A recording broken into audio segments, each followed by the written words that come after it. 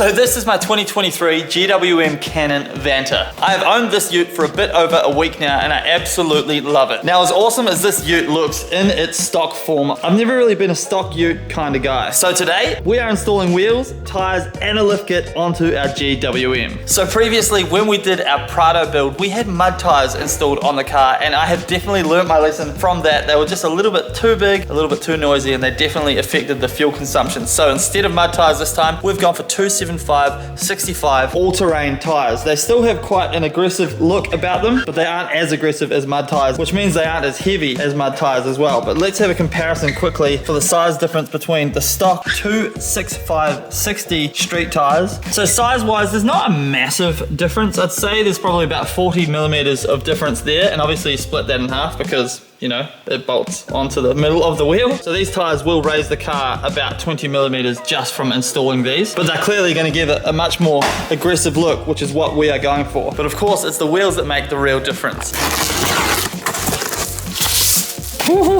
Check that out. So these are an 18 by 9 inch wheel. They're actually the exact same style that we had on the Prado. I didn't even realize when I picked them, but of course they're 1 inch bigger being 18s, whereas we had the 17s on the Prado. These are a plus 18 offset. So they should be perfect for our GWM without being too aggressive. I want the wheels to stay inside the guards because we do not want to get annoyed by the police. And then of course, lastly, we have our lift kit. Now I've gone for a very simple lift kit, and that is the Budget Shackles and Spacers lift kit. Now, unfortunately, for some reason, I ordered a blue kit, which is super weird, so we're gonna have to take care of that with a spray can because that was definitely my fault. These budget lift kits are always a bit controversial. I think they're absolutely fine for like someone like me who kind of just uses their ute to drive around town, tow your race car or tow things around, doesn't go off-road too much. Of course, if you are going off-road all the time, it's better to invest in a higher quality. But I had these in the Prado, I had these in my D40 Navara, and they've always been really good. I've never had a single issue with them whatsoever. Now, when it comes to voiding your warranty on your GWM, I had a chat to GWM about putting lift kits in, and basically they said if anything breaks as a result of the lift kit, say like a strut tower or something because of the stress that you've put on it, well, that's on you. So take away from that what you will. Nonetheless, we're gonna chuck these into our GWM. Now, for starters, I'm just gonna fit the fronts, and that is because the Canons have a front rake, which means they're lower at the front than at the rear. So I will install these and I'm gonna see whether that levels it out. If it levels it out, I'm gonna leave these in and I'm not gonna put the rears in. But if it looks stupid, we'll go ahead and chuck the rears in as well to get it as level as possible. So first things first, before we do anything else, we're gonna go ahead and install our spacers. So first things first, we're gonna jack up the car and throw some axle stands under it before removing the wheels with our SP Tools rattle gun. Then we remove the 3 14mm bolts from the top of the strut, as well as the wee rubber grommets holding the electrical wires. Then we remove the ball joint from the upper control arm and unbolted the sway bar link. So we've got everything undone now. The last bolt we probably have to undo, I think, is just this one here.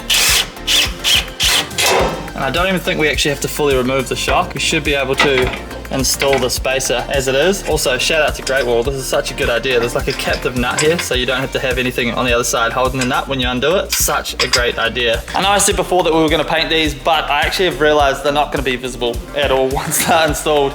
So I'm gonna leave them blue, but right now I'm gonna see if we can slip these in without taking the shock out. Cheating a little bit, but if we can do it, well, it's not dumb if it works. So I worked out that you can just lift up the sway bar all the way up, and then you can get this bad boy all the way down, put the adapter in, and then you can do it up, and then put it all back together. So I didn't realize you could do that at first because the other side was still in the knuckle. So when I got this sway bar out of the knuckle on the other side, then this becomes fully movable. So pull it all the way up, and then you can do up the adapter. Yes, so we don't have to take this out, although we pretty much have anyway, so let's get this done up and put it all back together. So we threw it all back together, making sure that everything went back in the exact same order that we took it apart. I also used some of this Loctite anti-seize on the strut top spacer bolts to make sure they're easy to remove if we ever want to put the ute back to its stock form. So our front lift spacers are now fitted into the car, and I'm really happy with the end result. We got it done super tidy, didn't scratch anything, which I'm really happy about because this is all brand new, but it was a really easy process in the end. The most important part of the process is being patient and taking your time with all the bolts, making sure that you keep track of all the bolts and everything goes back in the same spot that you took it off. But now we are on to the fun part, which is fitting the wheels and tires. So we can put this thing on the ground and see if the front lift kit is enough or whether we need to throw the back lift kit in as well. well. Now, because this is a newer vehicle, fitting the wheels and tires is not as simple as it would be with older tires. So with the new GWMs, they do have tire pressure sensors in them, which means you're gonna have to take them out of your old wheels and fit them into your new wheels. Now, I've already removed 2 of mine out of the old wheels, and I've already fitted it to this wheel right here. You can see it on the brand new rim. It is intimidating, but it's actually very simple. It's just a 12mm bolt right here. You undo this, the valve simply pulls out from the bottom, and voila, you can remove it from the rim, put it in your new rim. And then I just threw normal valves in the old rims because we will be selling those as we no longer need them. So I threw out brand new wheels on the tire machine, and these are the pressure sensors that I mentioned earlier. Be super careful when you're doing them up, as they don't need to be tightened too much and they're very easy to break. Now for the exciting part, fitting our new tires. So I've fitted both of the front tires now, and they look absolutely awesome. Definitely nice and aggressive, which is exactly what I was going for. But I've got my handy dandy mate Woz here to give me an unbiased opinion on how heavy that wheel is versus this wheel, because we don't have a scale, so we're using Woz instead. One hand? 2 hands. Right hand every time? Nah, both hands. You got to get a good gauge. All right, now let's see what this bad boy weighs. I did it before personally, but I want to know what you think. It actually feels lighter. Is there a difference?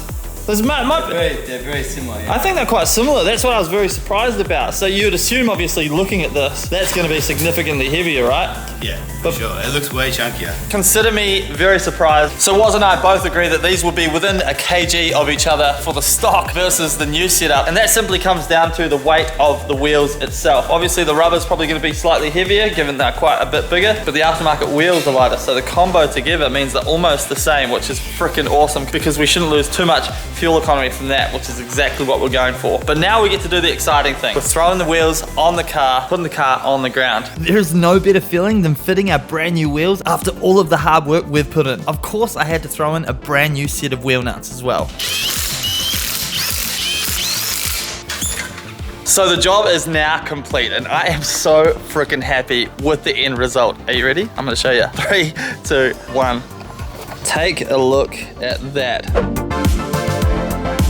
It looks so freaking good. I was going for like a bit more of a subtle look. I don't want it to look absolutely crazy with the wheels sticking out the guards or super high, and that is absolutely perfect. I'm really happy that we only put the front lift kit in and not the rear, because it's perfectly level now, which is exactly what I was going for. I'll show you guys exactly how the wheels sit in the guards. So they're perfectly flush, absolutely awesome. Tires look great. Fun fact, I've actually had the wheels and lift kit installed for over a week now, because I wanted to give you guys an honest review of how it feels and the fuel economy. And I've got to say, it feels exactly like it did when it was stock. That's the best thing about putting these shackles in. 25mm shackles, stock suspension. It changes absolutely nothing. The road noise with these tires is definitely more noticeable than the stock tires, but if I'm honest, you can barely hear it in the cabin, and you get used to it very, very quickly. And I think my fuel economy went up by about half a litre per 100 kilometers. I think I'm running about 40 PSI in the tires at the moment. You can bump the PSI up in the tires. That will help reduce your average fuel consumption, but I think that does make the tires